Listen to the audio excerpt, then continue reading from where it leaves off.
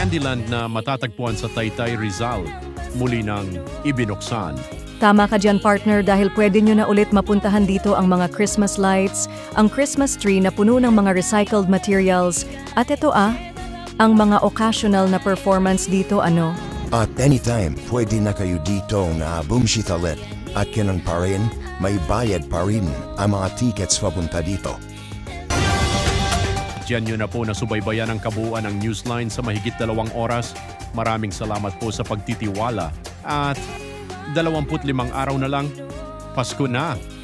Kung mabitin man kayo, tumutok pa rin kayo sa LTV at Newsvision o kaya'y bisitahin nyo ang www.ltvnews.com.ph o i-text nyo kami sa 2508. Balitang mapapagkakartiwala at serbisyong napapahalagaan.